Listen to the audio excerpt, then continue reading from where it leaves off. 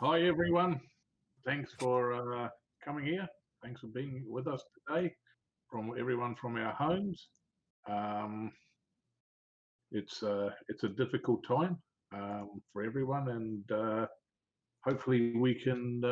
We're not going to be going to shows. We're not going to be doing Thanks for lots of stuff we normally do. So thanks for being with us. we thought we'd try to do some of this Twitch stuff and get you guys to meet the designers. My name's Peter Siminovich. I represent Gale Force 9. We distribute Dune. We have the master game license, which is really cool. And here you've got Bill and Peter, who were the original, with Jack Kittredge, were the original designers of Dune way back in the time. And with them is Greg and Jack, who are also with us all, the designers of they are the designers of. They helped us reissue it and helped us with the expansion. So thanks for coming here. Thanks for being with us. Hopefully you got lots of cool questions. But we're just going to cover a few things first and give us a bit of our position, give a bit of the guys' position. But first of all, before we do anything, I don't know if everyone's heard, but Dune's won another award. It's very common for Dune, but they won another one, the Golden Geek Award in the thematic category. So well done, guys! Congratulations, and well deserved. It's a great game that's done the test of time. So we should all pat ourselves. Well, you guys particularly, you guys designed it, not me. So without further ado, I'd like to pass you on to Peter first. He can maybe give us just a bit of history of Dune. Peter, it's all yours. Well, a history of Dune. What's interesting about this is that winning an award for being thematic is interesting, because to me, one of the most interesting things we did in the early or the mid 70s, 1970s, was have this mechanism called the wheel. And we used the wheel in like an early wheel to keep a secret. And we built another game called Tribute. We were so thematic, you had to use Roman numerals as it went. And these things preceded Dune, but this also had a great mechanism called harass and withdraw, which you could play, and the other guy got posed and you ran away, and so that was very thematic. And when the opportunity came along for us to perhaps take a chance at doing the Dune game, it's really something we started. We had done a game called Cosmic Encounter, and for the time it was very popular.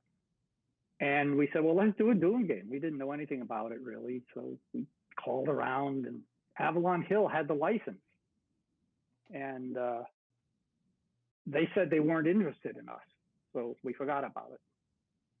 Then they called us back and said, the game we were working on wasn't any good. You guys want to do it? We said, yes. So we jumped in, and we created using some of the things we had thought through for this game that was never published called Tribute. We used a lot of that experience to go to Dune. And the first thing we thought of was, because we had done Cosmic Encounter with all these aliens and special characters, we thought, well, wow, Dune has this magic set of incredible people who are the characters of Dune. So each one of them, the game was built around what those characters were all about, almost without regard to other things in the beginning. That's why when people say it's thematic, it is. You feel like you're the Harkonnen. And I remember playing one of the very earliest games we played, and the Harkonnen gets all these traders. And I'm sitting there, and I've got everybody in they don't know it, but I've got them all in my grasp. And I go, I am the Harkonnen. It's just like great. You just really felt that, oh man, this is going to be terrific. And I think that's why players today, getting the thematic award, you feel like you're in the game. And behind me here, we have a bunch of versions. Those are the various Dune versions. And way in the back is a tribute board that we did that sort of set us up to do Dune. There was a movie that came out in the 1990s, I guess, 80s. and it wasn't too. I really love it. Was it Jack? Go ahead, Rita. Yeah, it was in the 80s. I was in high school when it Yeah. came out. It was 84. You and I went to see it, Dad. I remember that. The old story is you walk into the theater, it's a dark theater, they turn the lights down, then they give you a mimeograph sheet so you can follow along in the plot. It was so confusing. David Lynch. So Having a chuckle. So later on, after that, the movie sort of torpedoed the game, and this was the royalty check for $1.84 or whatever the heck it was. So that was in the end of the Dune game. Was take that little check and fly it away. And here we are.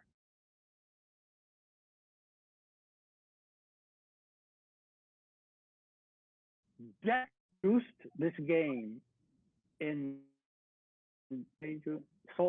4 months, 5 months, most incredibly fast production known to game kind, and did such an elegant and excellent job of it that it just took off. And, so I think we owe it a great round of applause for these great guys. So that's sort of the early Doom stuff, and I think today the play in the game, the essential play in the game, is, I would say, 1,000% more refined and brought up to date and to be modernized.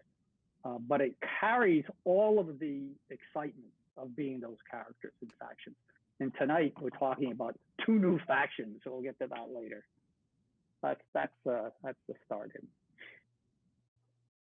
And I would say also that the fans kept it alive, because all that time, 30 years, it was out of print, but it was still being played, and people made their own. They kept it alive. It was being played in I think it was the World Board Gaming Championships for all those many years. It was alive. We didn't really even know it to the extent that it was alive until recently, when now it's being republished, but it really had a history after it went out of publication, and it stayed alive because people figured out how to make their own. They found the same artist that's being used in this edition, and Gale Force 9 was honored that tradition of that artist and those fans by producing exactly what those fans had wanted, and kept alive.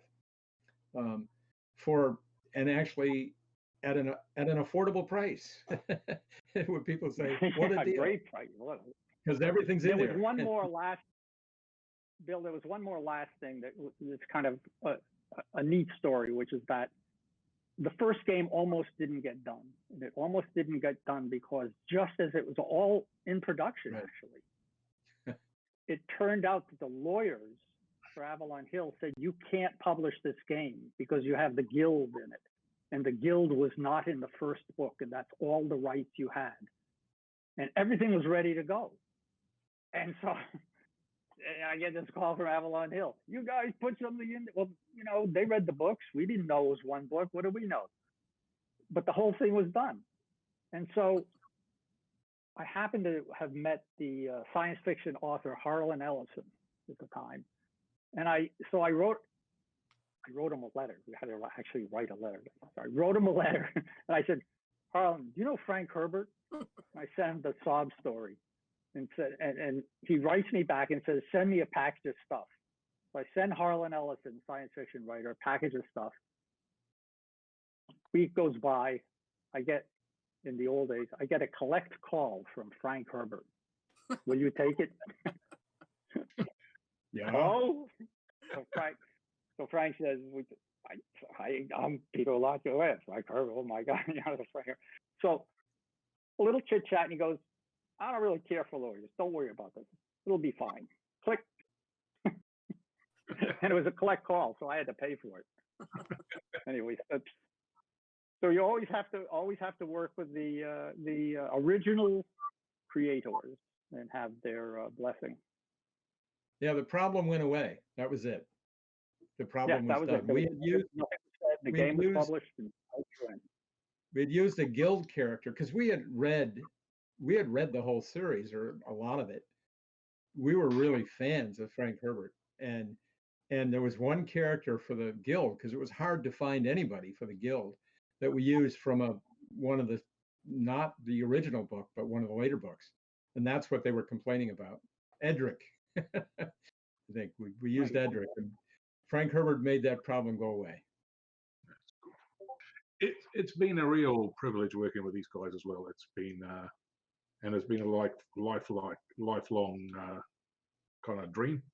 I played Dune, hundreds of games of it at university a long time ago, and it's been great to be involved with these guys, and it's just been a great partnership, I think, with them.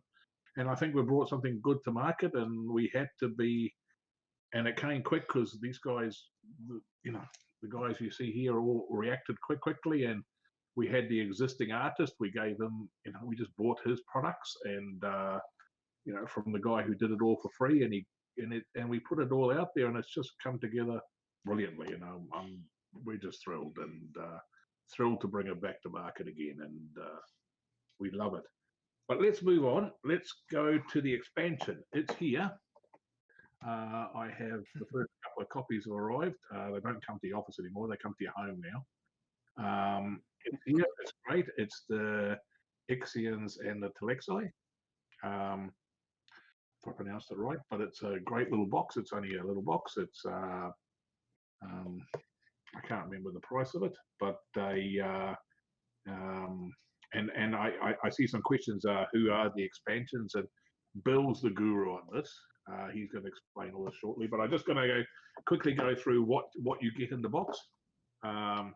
You get, of course, the little rule book, which gives you the stuff of the factions. This is available online now. You can download this and look at it. You have the two new cards, Tleilaxu and the Ixians, the shields, of course.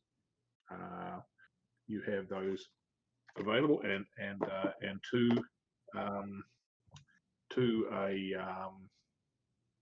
counter sheets. With this is the one for, this is the and it's got all the troops there, and also you've got the tech tokens, the 3 tech tokens. This is the first one here, the techs. That's for the Tleilaxu, and then you have the Ixians, and they have their mobile stronghold here. 2 other tech tokens, and all their guys as well. It's all there, but it's all in the rulebook. It's all there resource. Now, as far as cards goes, you have all the new traitor cards. You have all, and the extra, you have 11 traitor cards, because the extra one's the cheap hero one. Chris will put some of these up later. You have the new, of course, alliance cards. You have a new spice card.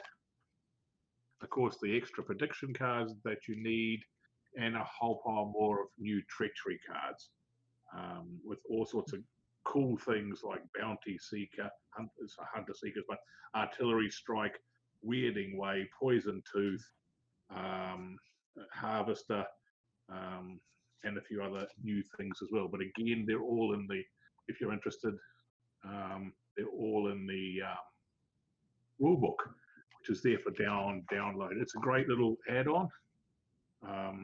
Where it's still a 6-player game, but it's a great add-on, and it really changed the game. But I don't take it from me, Bill. Bill's going to give you a bit of I play tested it. We had so much fun play testing it. We're all gurus about these 2 new factions. We really became in Dune. We wanted you to become the different factions, to become the Atreides, to become the Harkonnen, to become the Fremen. And so we needed you to become the Ixians, and we needed you to become the Tleilaxu and feel like the Tleilaxu. And Peter really was the one who came up with the idea of the mobile stronghold, because for the Ixians, you want to have somebody who lives by their wits and is clever and lives by technology and a better use of technology. And having the movable stronghold, just basically, you're still on the planet, but you've got an advantage nobody else has. also because you control technology, you know things that nobody else knows. So you manage the treachery deck. And the treachery deck, by the way, we've got some new kinds of treachery. Treachery you've never seen before. New flavors of treachery. Because this is Dune. It's just like people are always inventing new ways to be treacherous. So there's some great new treachery. The Ixian get to start off the game by um, they get they basically, before handing everybody a treachery card, they take all the treachery cards that are going to be handed out in the first deal, and they take one that they want to keep. So they get the advantage of, before things come off the assembly line, they take the best one, and they do that during bidding too. So they get advantages in I mean, the technology and the treachery cards are married, and so that's your technology. So they get an advantage, and then they basically shuffle the rest because they don't know who gets it, but they know what's there. They know the possibilities, and that's another way that we got the idea of knowledge of technology knowledge, that the Ixians have knowledge that no one else has. They know what's out there. They don't know where it is necessarily because they scramble them and then they go get dealt. Bidding, they take the number of cards that are going to be bid on. They take one more. They get to take that one and put it at the bottom or the top of the deck, because if the Harkonnen are in and it's not a good one, they'll take one that's not so good, because the Harkonnen are going to get an extra treachery card. Aha. They're going to get one that's not so good. If they're all good, too bad. Maybe they'll put it on the bottom, but they say, I don't want to ever see that in the game. Might be atomics. It's like, nope. But they get to make those choices. And they get their mobile stronghold. And I'm just going to, one highlight of the mobile stronghold, if it can move to where sand hasn't been scooped up and taken away, they can scoop it up with that mobile stronghold. Spice. Boom, they get free Spice, spice. still spice. Yeah, spices. Spice. Yeah. What did I say? Sand. There's Sand. plenty of sand. Everybody has all the sand they Oh, want. no, spice. I'm sorry. I'm getting old, I'm sorry. I'm definitely getting old. Okay, 74. Hey, I thought about this. Rita, can you say a little bit about the new feature you added in these expansion sets? You're talking about the tech tokens. And then I want to Yeah, talk about tech Tleilaxu too. Yeah. Because the Yeah. Tleilaxu Yeah. are wonderful.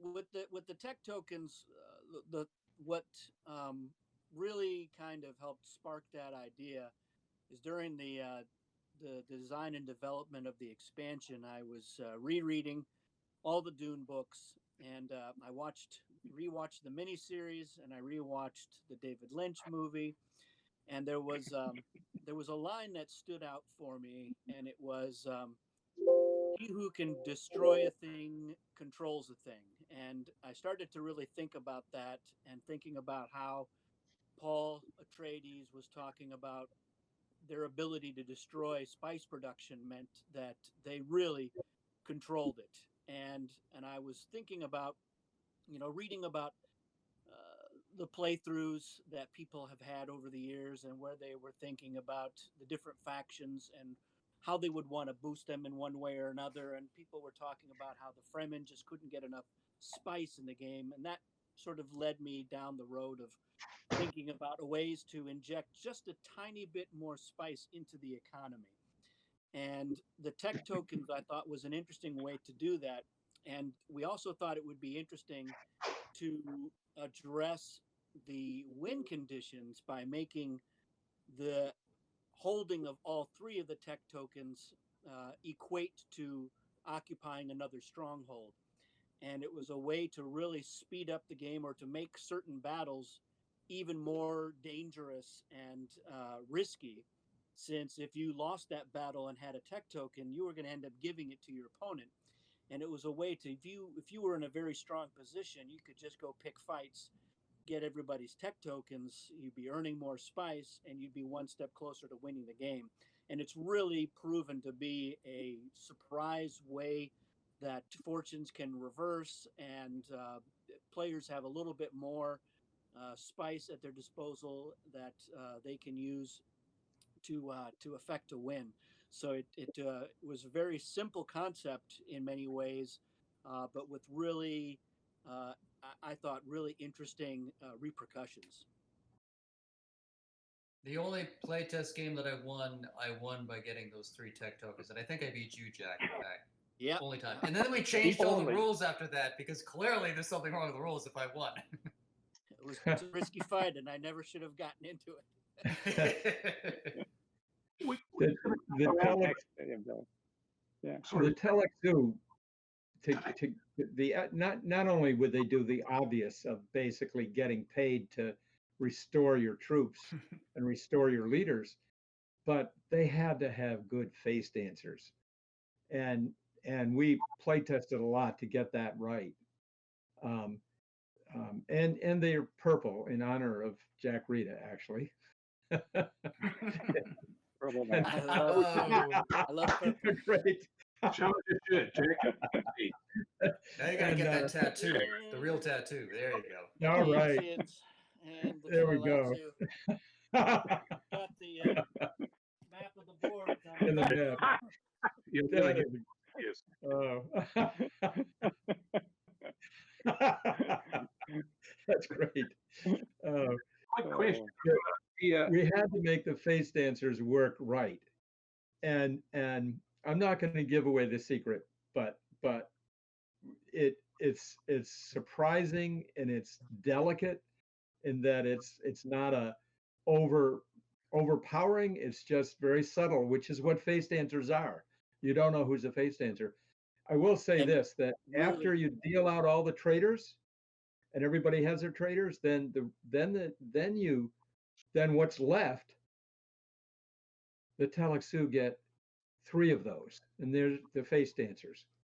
And at the end of every round, they can exchange one for maybe a better one. But they have to run That's out ugly. before they get 3 more. So nobody's it's a- safe. Nobody, yeah, right. Not only do you have to worry about traitors, you have to worry about your favorite character, your strongest character might be a face dancer. Do you dare use it? Maybe you should use your weakest character. But it's maybe always going to be Su. We all know it's always Su. Never trust that guy. So the face dancers, I think we got right, and we had so much fun playing it. That's how we know when something's done. When we want to play it over and over and over again, and we hope you will. Yeah, we really wanted the Tleilaxu to be as feared and despised as the Harkonnens in as many ways as possible, and to really make people feel the tension throughout the game. And when you've got both of those factions in a game, you're just so afraid of getting into a battle, but it becomes unavoidable. You know you're going to get into a fight, and you're just sweating the whole time, wondering if you could trust those leaders. So that brings to the question then that Dr. Rockets asked: who would you replace out? Bill, Peter, if you can answer these ones, who would you replace out to put the Ixians and the Tleilaxu in? It would depend on the players and who their favorite characters were and who the mix of the players are. Then you decide, okay, nobody here is really a Harkonnen, so let's replace them, or let's try it without the Emperor. Let's try it without the Fremen. Let's try it without the guild. I mean, you really kind of mix it up with who the players are, I think, because you can take any of them, you can replace any of them and have a very interesting game. So Very it's really different game too. And a very different game. Every Yeah. time it's different. so. Greg and Jack, can you just talk about how different the game is with these guys in there? Go ahead, Greg. Well, I would say real Dune players would just go find 2 more and play an 8-player game, even though that voids the warranty. Throw them into the mix, man. We know what happens. They're out there. how is it different? What you mean? Well, how do these two factions bring? How do they make the game different from the core? Yes. Sorry. Well, I think one of my favorite parts is that mobile stronghold that my dad came up with, because there are so many elements that are more numbers and counting and halves and lots of kind of fiddliness with it and all that. But the mobile stronghold is like, let's make a new gadget gizmo that behaves in a way completely unlike anything else. And you're not just fudging numbers all the time in this one. You really have to kind of think about the whole map with that. I love that part of it. I think that's one of my favorite differences anyway. And the other for the Tleilaxu, of course, the whole tension of never being safe because of the face dancers is just fantastic. Those are my two favorite ones. Yeah, for me, I would say Peter? it's the way that the two new factions mess around with long established advantages. And so, for instance, with the Atreides getting to see the card that is up for bid is a Right. very powerful advantage. And the Ixians play around with it by knowing what all of the cards are going to be up for bid, and their ability to suppress a certain card every round when the bidding is going to happen, or forcing a certain card in. If they look at the 4 or 5 or 6 cards that are going to be up for bid, they're going to draw an extra one, and they may see that they have a lot of worthless cards, and they'll say, well, we're going to keep all those worthless cards, and I'm going to take the one good, really good card, and I'm going to remove that one from the auction this time. Or vice versa. They may say, you know what, I know right now that nobody in the game has a snooper, and look, there's going to be one in this round. And I've been saving up my money just waiting to get the snooper because I know that there's a lot of poison weapons out there. And so that really kind of messes around with the advantage that Atreides has. They still do have a bit of an advantage, but they don't have as much that they can hold over the Ixians that they can do with everyone else.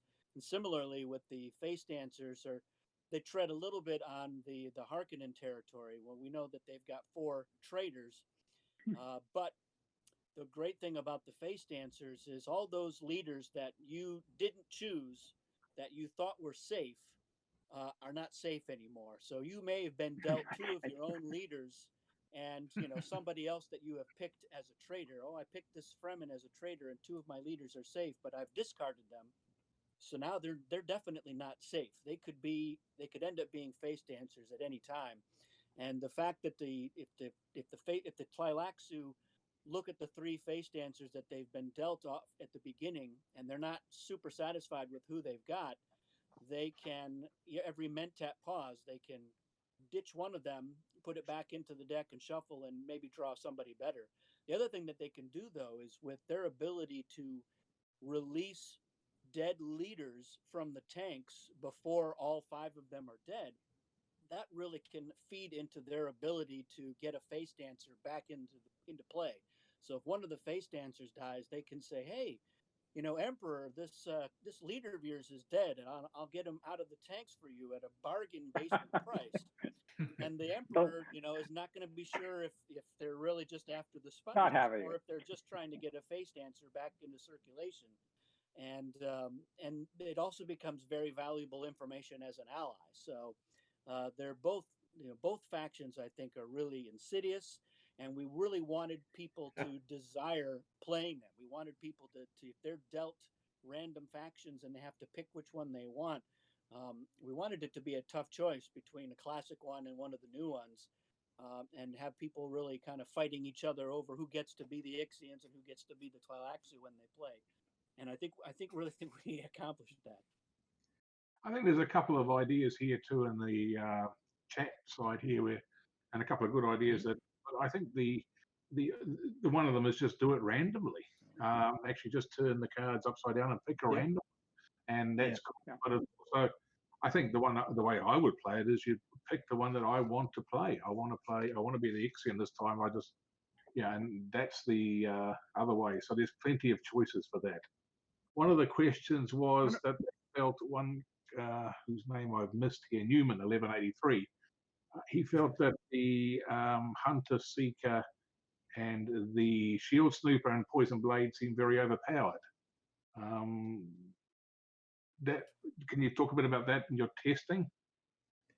Well, I would say that something being overpowered is in the eye of the beholder. It's that basically this is a dangerous place, and there's always danger. And what you need to do when you're playing is overcome that danger. And sometimes you're going to be reduced in numbers and be at a disadvantage, but you can come back. You just have to be patient and careful and and strategic and not give up. So I don't think there's You know, anything and in the game. I have a point about the business of things being too powerful, or this, this faction isn't strong enough. That's right. That's right. It's not strong enough, or it is overpowered, because the reason this game, I think, appeals to people is that it puts you in Dune. It doesn't make it, oh, everybody's exactly equal in power. We have to make this one have a little, that's not how it works. If you feel, if you're have a character who doesn't have certain strengths, well, you got to make yourself, you ingratiate yourself to someone. You got to be an ally. You have to, figure out how to survive with who you are. Yeah. So and to be fair, we definitely, there were ideas that we had that did prove to be a little overblown or over the top in the play tests, and they got tweaked down or changed altogether or completely thrown out the window. And we looked at a lot of different ideas when we were coming up with stuff. And in a few cases, we thought this needs to be even more powerful. And I don't think, well, I mean, I can say for sure by the end of all those games that we played, both internally and bringing in some outside opinions, we ended up with stuff that nobody felt like, well, we love everything except that one card, which is just overpowered and you guys are crazy. We definitely were not at that point. Everyone was very happy with what we had in there. And we also paid particular attention to making sure that the whole mix and the entire treachery deck was really solid. We wanted to have just the right ratio of weapons and defenses and worthless cards, and then cards that did other things. So that some of the extra cards that you'll see in this expansion treachery deck are in there specifically to keep those ratios right where we wanted them. What I can say from the sidelines, these guys did a huge amount of testing, and they and play testing. We do a lot of it at Battlefront GF9, and sometimes things seem overpowered until you play them, and you got to give it a go. Yes, they certainly sometimes things do seem overpowered, but give it a go and then give your answer. That's the really question. There's another question here from Dr. Rocket 11. What ideas did you guys have that was scrapped? Do we have a quick one on that? Someone volunteer? That's a cool thing that people might want to know. Well, the mobile stronghold. I had something that did. I remember. Stronghold Go used ahead. to fly around the build there, fly around the. I wanted the mobile stronghold to be pushed by the wind, by the storm, but I got kicked out of the. They threw me out of the room. But I thought. Well, we tested it. We tested it, and it just was like got a little too crazy. Yeah. Yeah, that's what he's saying. That might have been one of those. I was gonna put up. And so. Well, it's more strategic this way. We wanted it to be strategic, so we tweaked it so that you could really use it strategically. If you got yourself in the right place and the spice came up at the right place, boom, you got to get it if nobody got it. Greg, what was the maddest idea that came up? The maddest is in craziest? Yeah, the craziest. New Zealand term, the craziest. Well, I like that maddest though. I actually think the mobile stronghold was the craziest idea that actually made it in, but it had to be toned down quite a bit. That is the craziest component that's ever been added to Dune. I think that went around with a storm and had it was like this floating territory that could go anywhere. But I don't know about the craziest idea overall. I had some notion about having a mall, which is still in here, but it got toned back significantly because we played it. Right. I think it ruined all the spice or something like that. And we said that's just too mean. I was like, well, it's Dune, but it didn't. Right? I said, yeah, but it's still too mean. It's too mean even for Dune. So it got toned back to just all players discard half the spice, rounded up to the spice bank. So that was something that was it went in full strength, and we had to sort of water it down a little bit. It was just sometimes you put something in it even if maybe it isn't too strong, it's like this just isn't fun. I mean, that's one of the things you want to be able to have fun with it and have it fit the theme and be, make play more enjoyable, but not just pointlessly, tipping the board over. So that's another example, I guess. Tabletop simulator. There's There's another question here. The expansion by Clamageddon. The expansion is called Ixian and Tleilaxu House Expansion. To supply, we could potentially look forward to other expansions in the future. And Potter says, bring on the Landstrad and Dragon Aid 82. Bill's already got it done. Half of the Landstrad is already in there. That's and on the drawing board. Dragon Jade 82, any plans for future dual spice harvest? I think the answer to all these questions is yes. But the guys are working on quite a different project at the moment, but the answer is yes. And we can talk about that different project later. But I can answer that one, and the answer is yes. Swishtail asked the question, any thoughts on the WBC variant where the Shield War is treated as a stronghold after a couple of nexus have occurred? Well, we definitely looked at, there was a lot of people speculating about whether or not there needed to be another stronghold on the board, especially in a 6-player game. And we knew that at the tournaments that they had that in there. But we kind of felt that having the Ixian stronghold on the board, I mean, technically it is another stronghold, and it's one that the Ixians start the game in, very much like the Atreides start in Arakeen. And so that there is another stronghold there. And then the fact that if you've got the tech tokens in there, you technically have the makings for yet another stronghold in the game. So we think that the two of those combined especially make up for it, and adding yet another stronghold onto the board would be a little bit crazy. But if you're going to play a game without the tech tokens or the Ixians, it's definitely something that's been proven to be an interesting add to a game, especially if you're worried about a 4-hour long game that goes all 10 turns. Having another stronghold is a way to speed things up. But we have that Ixian stronghold on there and the tech tokens. I would say overall our games were a little bit shorter than a typical game was. And so it does expedite the win in some ways, depending on your gameplay and how lucky or unlucky you are with traders and face dancers.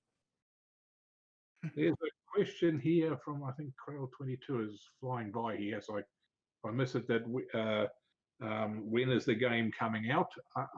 It's very shortly. It's on the ship now to the US, so I think Chris will put the release date. I'll ask Chris to put the release date down there. I haven't got my access to it straight away. But the other question is basic or advanced? To go back to the main game, what do people play? Basic or advanced? We go around the traps. I love the advanced game. Sorry, but the advanced game's for me. Bill, around the traps here. The one thing I don't love about the advanced game is having to pay spice to power your troops, because spice is really hard to come by sometimes for some players. But I do love that it gives an advantage to the Fremen, for instance. So I like that aspect of it, because so that's the one thing that I kind of am in the advanced game that I,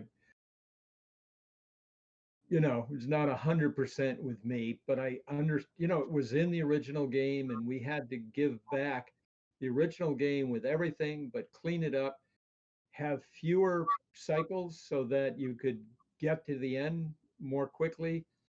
Those are the big that was the big change, I think, is that we didn't make it go for, what was it, 15 or 16? We made it go to 10. Yeah. 15, yeah.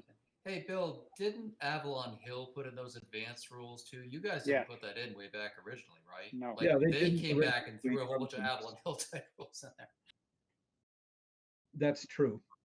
I guess, I mean, we play tested it mostly without those advanced rules.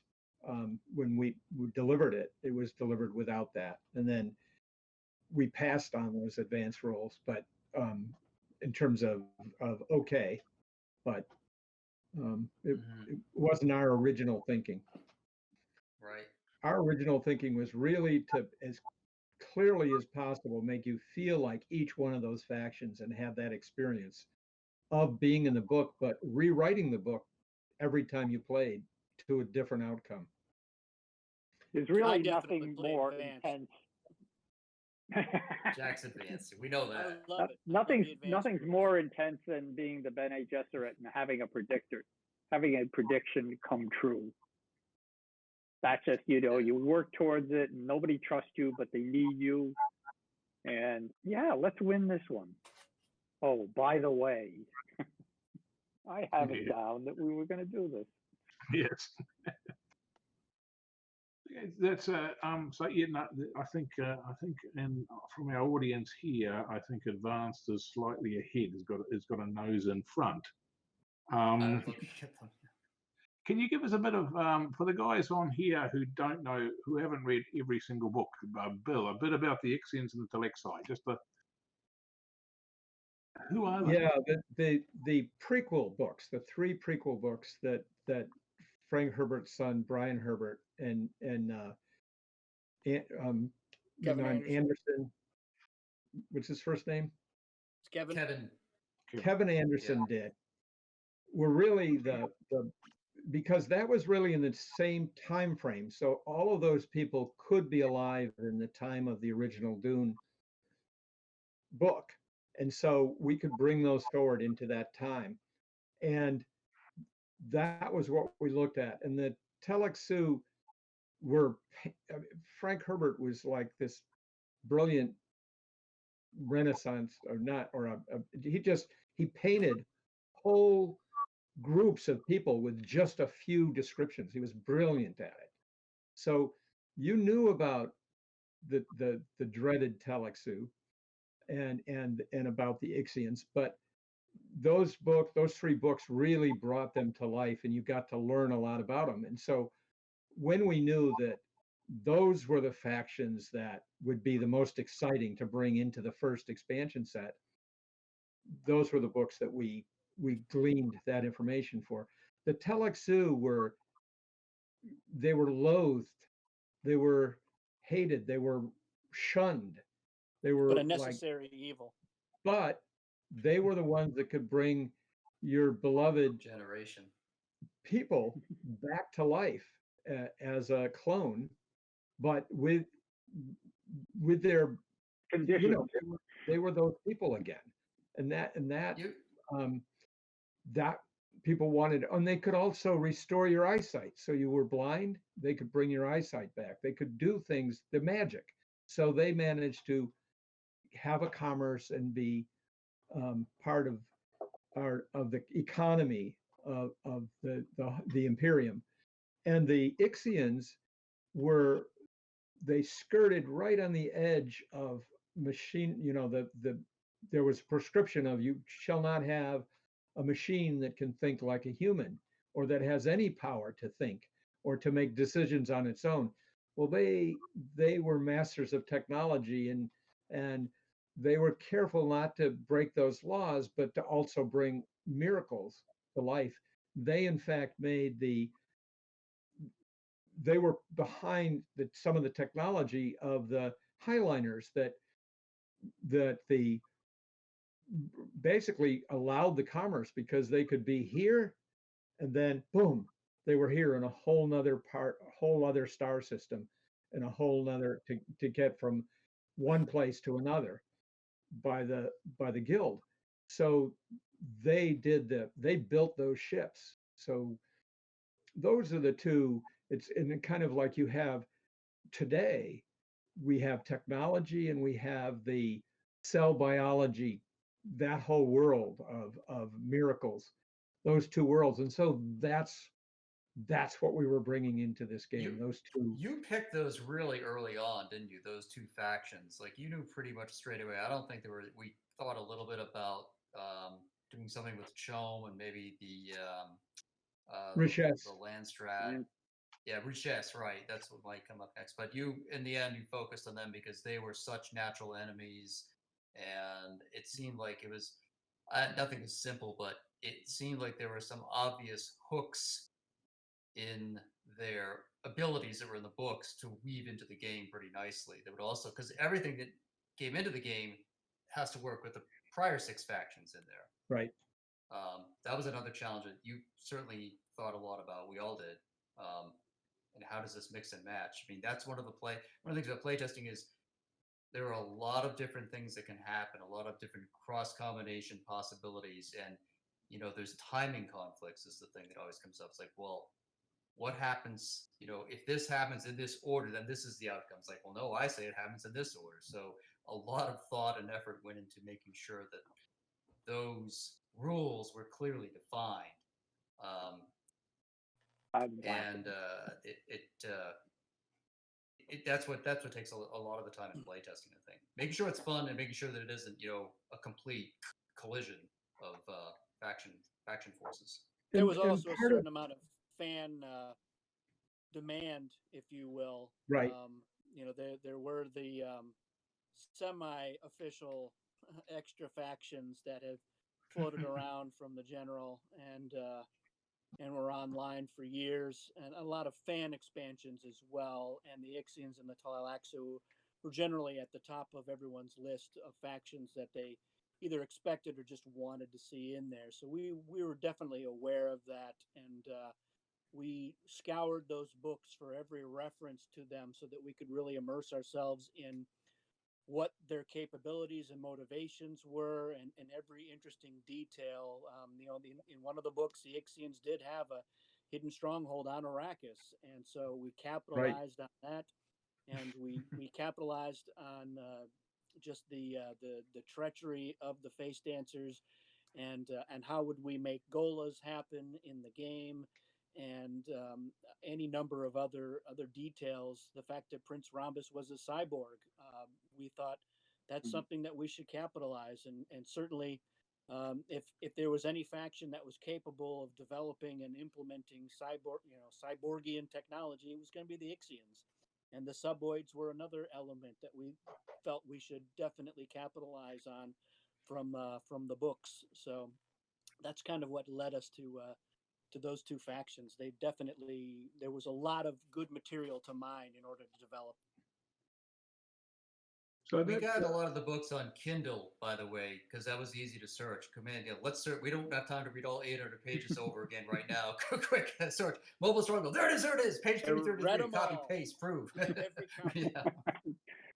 Read or read them all. Yes. Yes, we may be old, but we keep up with modern technology. It's good. Hey, we're on Discord, we're on Twitch, we've got we're out there, and that's good. That's a couple of the other questions here. Why six player? Somebody's asking here, and basically because the board only has the 6 spaces on it, but we would like to make. But there's no reason why you can't homebrew. It doesn't make any difference really. There's no different rules for 8 player or anything. Bill, can you comment on that? Yeah, it's true, and I think, I don't know if you've planned a mat for 8 players, but the player mats are a great add to be able to add, to get a larger map to play the game on, and certainly if there's demand for an 8 player mat, my guess is you'll get one. Yep. No, I'm and I think that an 8 player, it's gonna maybe be longer, but I think it would be very exciing. I've done it. I think under 2 weeks. weeks. No, yeah. it could actually. I also want to play double powers. I want to play 2 factions at the same time each. So that's the other thing I want to try. Yes, Uh, We did a couple of those in our play test. We yeah, just I know, we I didn't have know. as many players as we wanted, so we said, all right, let's just double up on the factions so that we can try multiples out at the Speaking same of time. And playtest, it's a we had hoot. Brad. What's Brad's last name? Brad, who Anderson. runs the WEC tournament. Um, I can look it up. I can't remember. there's a question about home brewing here, and I Yeah. don't know if we need to Johnson. answer that really. We support home. Listen, it's your game. You own it. You do what you like with it. We'll support anything. We just make the game, and you know. Although we own the rights, these guys own the rights to the game. We own the rights to the games for June, but you guys own your game. You do whatever you like. There's you guys. It's your game. That's true of all our products, and this doesn't make any difference. I'm all for home brewing and doing your own things and do whatever you want to do with the game, and tell us we about are too. Facebook and tell us about it. It's fun. We absolutely second that. We dedicate this expansion is dedicated to everyone who has created or thought about creating new factions or other innovations for the Dune board game. That was the first sentence in our introduction. So that's the spirit, make new aliens for Cosmic Encounter, make new factions, add to the game, have fun. It's a creative environment for playing, and that's wonderful. That's been Jack Rita's whole life. Has been doing that since how old? I When- definitely created my own Dune factions many, many years ago. I lost them all in a flood. That's why it's especially gratifying to have been able to work on an official expansion and see some of that stuff finally make it out for everyone to enjoy. I think that's where we're at, and we can't speak high enough. There's Newman 1183, make Jewel good. Yes, we want to do that. Yes, that's something we've talked a lot about too. Keep your question going. Just there was a question there. Are we going to make a movie version with the movie art of the game? And we definitely are very keen to do that with new movie artwork in it. And us and the guys here have seen a bit of some of the shorts because of the movie, some of the pics of it, and I kind of, if I had to comment on it, a cross between Lawrence of Arabia and Blade Runner. Really, it's just amazing, and I'm really sorry that it's going to be. I'm sorry, it's probably going to be delayed, but and the shorts have been delayed because they were going to come out in Comic Cons and stuff. So it's exciting stuff, and June's got an exciting future. To answer Dr. Rocket 11 there, remaking the Jude board game for a movie, it's a graphical job. I think it will be cool. I think it's a graphical job, and there's no reason to remake the game. It's just it's a graphic job, and I think that's that's something that would be cool to do. How does moving the hidden stronghold work? Maybe Bill, you can that one. Yeah, after I think it's after the storm, Before the storm. just before the storm, because you have to take that into account. Thank you. You can move the stronghold.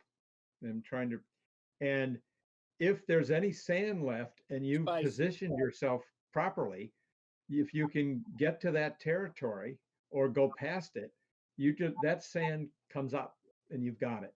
And Right. that's how the Ixians have to survive by their wits. And one of the things they do is try to figure out what are the best positions on the board to be able to get to and scoop up unclaimed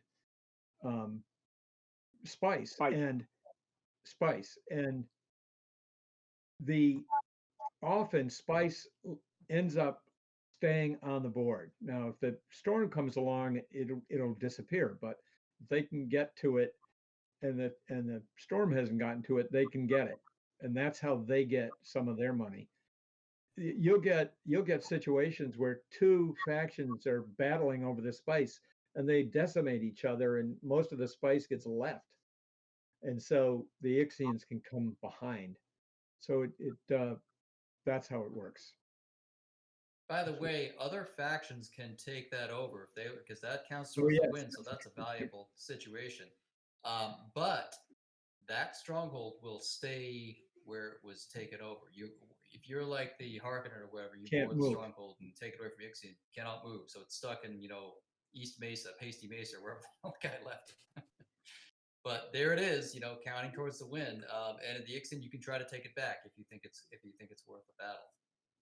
So really nice dynamic element added to the game with that one. Yeah, and it's hidden. That's my granddaughter running behind Greg. That's It's hidden, so you can't.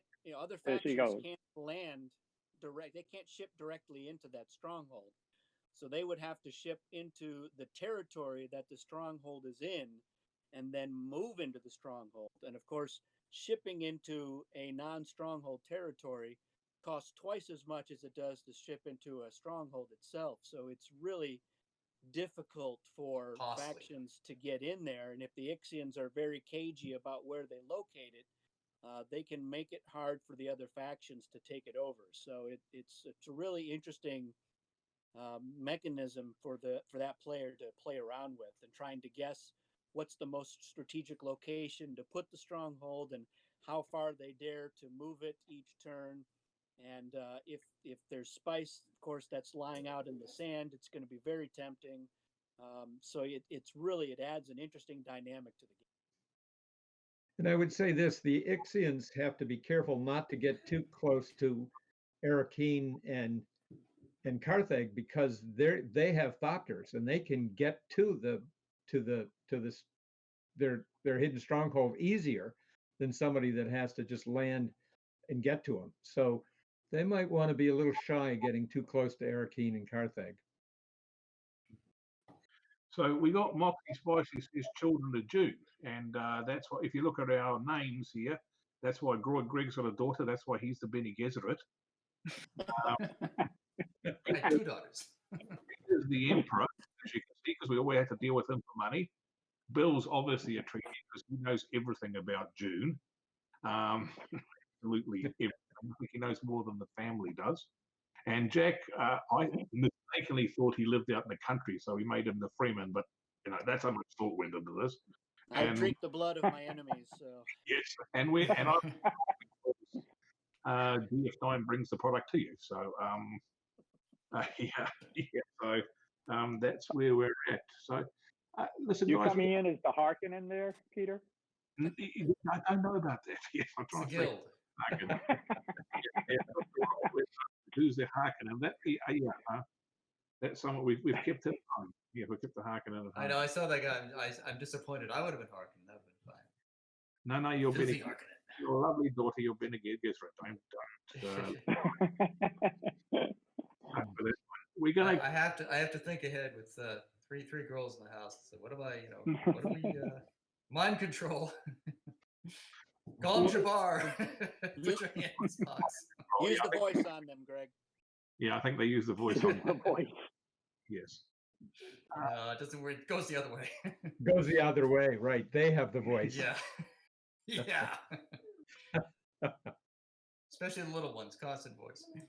Yeah. So the other thing is that everyone wants to tell you about here, and we can't, is the project they're working on now, which is a Dune game based around the early days of Dune, about Arrakis and the struggle the Fremen had in the early days, and it's going to be really cool. We obviously, because of the family issues and everything else, we can't discuss it, but there will be more, and there will be more to come. And I think us as Gale Force Knights love working with these guys for future pastimes.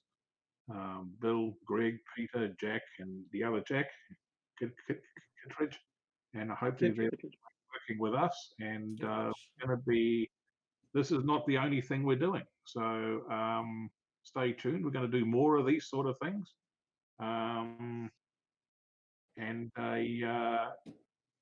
yeah, new June game. Yeah, and we're going to do lots more. We got to around June, and these sort of things. So yeah, like long live the fighters. Yeah, and long live our relationship. And these guys, somebody's looking for a new Borderlands, and Father the Sleeper has everyone's got their June references.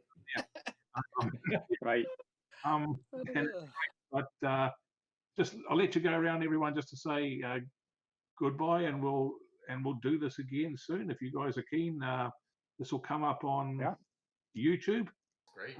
So yeah, if you watch it, hopefully. Peter, will we have a regular schedule? Could you make a regular scheduled night in advance if we're going to do a series so people get used to it? Or yeah, and listen, make your comments known on Facebook and stuff on the GF9 Facebook page, and we'll certainly discuss it, and we'll come up with a plan. Peter, I think. What do you think? Yeah, definitely. Yeah, I want to thank everybody for joining us. We really enjoy doing these kinds of things, and our fans are really important to us, and they always have been. That's why we do this, is so that people can play these games and have experiences that they couldn't have any other way. And so thank you for being here and joining us. It's your guys' game, guys out there. It's your guys' game. You guys play this game. It's your guys' game, and we just we do some printing at GF9. These guys create rules and environment. Herbert's created the universe. It's a cool combination, but at the end of the day, it's about people playing the game. That's what it is, and having fun. So, Jack, you want to say something to say goodbye, or do we just go around the trip? Just get the expansion, play it, let us know what you think of it, and keep asking the questions, and maybe we'll do this again and just rattle off a bunch of answers right off the top. Greg, I'd love to do another one. Love to do another one. It's been fun, and look forward to it.